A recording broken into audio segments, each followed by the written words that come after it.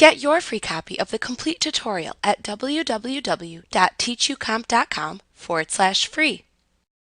You can fill in selections and layers you create with colors, gradients, and patterns. You can also apply strokes to selections you make.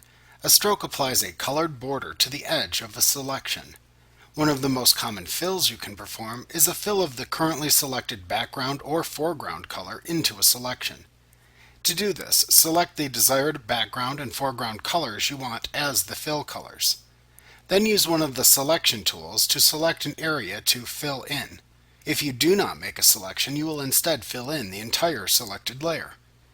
To quickly apply the foreground color to the selection, press both the Alt plus Delete keys at the same time on your keyboard. To quickly apply the background color instead, press the Control plus Delete keys on your keyboard. Another way to apply a fill is to choose Edit and then Fill Selection from the menu bar instead. This provides you with more options for creating a fill by using the Fill Layer dialog box. In this dialog box, select what you want to use as the fill content from the Use drop-down in the Content section. Choices include the foreground color and the background color. You can also select the Color option, which launches the Color Picker dialog box where you can select a new fill color to use. You can also select a pattern from the Use drop-down to use a pattern as a fill instead of a color.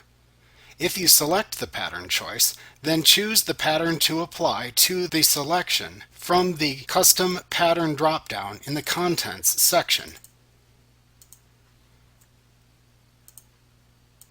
You can also choose black, white, or 50% gray from the choices in the Use drop-down menu to apply those fills as well.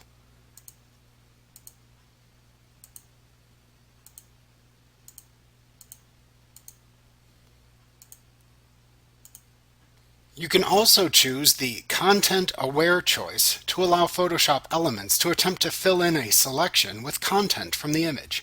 This is useful for removing blemishes or unusual elements from an image, or for quickly filling in empty canvas area in an image for images that have a fairly consistent background pattern available. In the Blending section, select one of the blending modes for the fill from the Mode drop-down. You can also set the opacity percentage of the fill by typing a desired percentage into the opacity field. To preserve transparent pixels if needed, check the Preserve Transparency checkbox if available. When you're ready to apply your selected fill, simply click the OK button. Like what you see? Pick up your free copy of the complete tutorial at www.teachucomp.com/free.